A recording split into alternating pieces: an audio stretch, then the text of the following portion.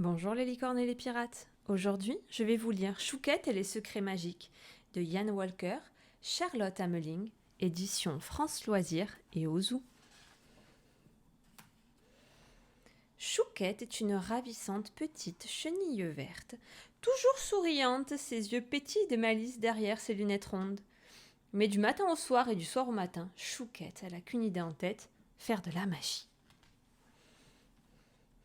Sa maison installée au creux d'un arbre fruitier, c'est un véritable bric-à-brac.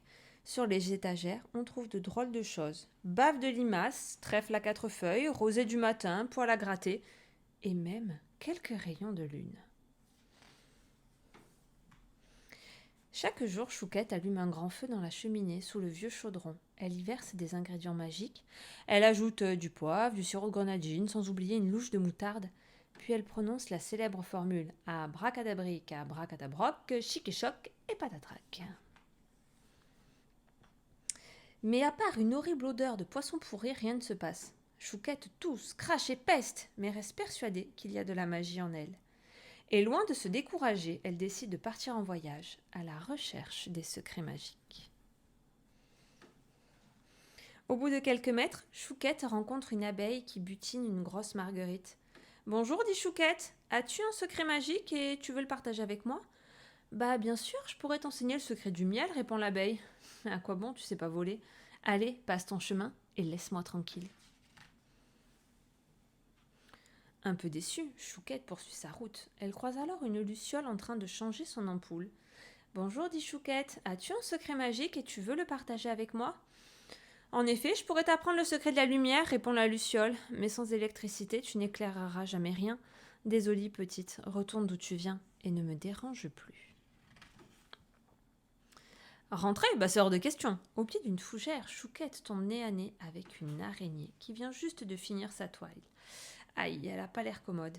« Bonjour, dit Chouquette, as-tu ?»« Écoute, grogna l'araignée en lui coupant la parole. Le secret du tissage, il est bien gardé, et c'est pas toi qui viendras nous copier, alors sauve-toi vite ou je te mange toute crue. »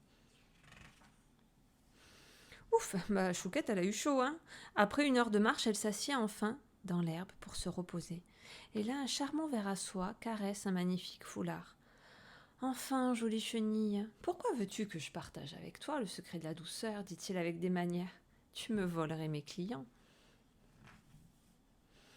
Mais Chouquette ne se laisse pas abattre. Il y a de la magie en elle et elle le prouvera. Une coccinelle vient alors se poser près d'elle. « Je ne puis t'enseigner le secret de la change, murmure-t-elle, car moi-même je le maîtrise pas vraiment. Mais garde espoir, tu finiras par trouver ton propre pouvoir. » Enfin, quelqu'un de gentil avec Chouquette. Ces paroles bienveillantes ont remis Chouquette de très bonne humeur. Aussi, croisant un petit gendarme qui fait la circulation, elle lui lance un brin bonqueuse. « Non merci monsieur, hein, le secret de l'autorité très peu pour moi. Hein. » Et elle repart en pouffant de rire et en sautillant sur toutes ses petites pattes. Passant près de l'étang, Chouquette aperçoit une magnifique libellule, les jambes croisées sur un champignon. La demoiselle est en train de se maquiller. « Ma pauvre enfant, dit-elle, le secret de l'élégance ne se transmet pas, on le porte en soi depuis la naissance.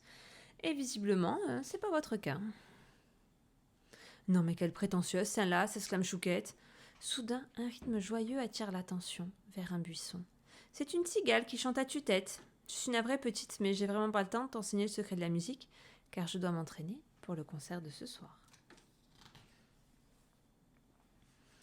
« Et vous, quel est votre secret ?» demande Chouquette à un groupe de fourmis en uniforme. « Notre secret, c'est le nombre. Nous agissons toujours ensemble. L'union fait la force, et la force, c'est nous.